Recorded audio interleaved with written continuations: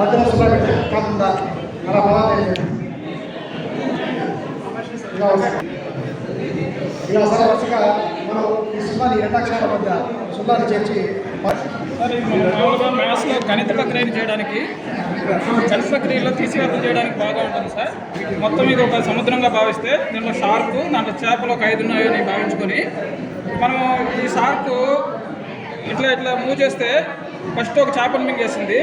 అప్పుడు పిల్లవాడిని అడిగితే మొత్తం ఎన్ని చేపలు ఉన్నాయి, దాంట్లో 5 ఉన్నాయి, దాంట్లో ఒకటి మిస్ అయింది కాబట్టి అప్పుడు తర్వాత 4 అని చెప్తాడు.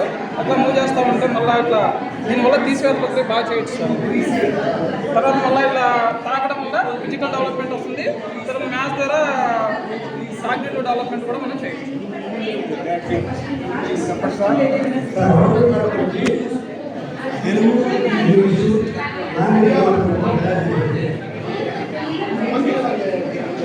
సిమిలర్ నెంబర్ 4 సిమిలర్ అంటే క్యాట్ అంటే పిల్లులు, క్యాట్స్ అంటే పిల్లులు,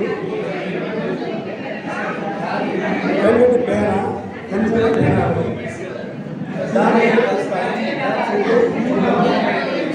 లాంగ్వేజ్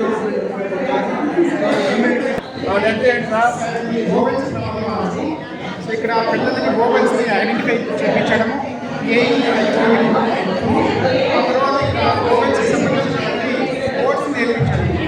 సో ఏకి సంబంధించిన వర్డ్ పిల్లవాడు టెస్ట్ చేసి ఇక్కడ ఏ వోవెల్స్కి ఏకి సంబంధించిన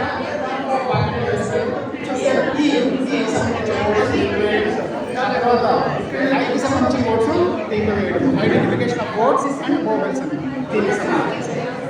థ్యాంక్ యూ సార్.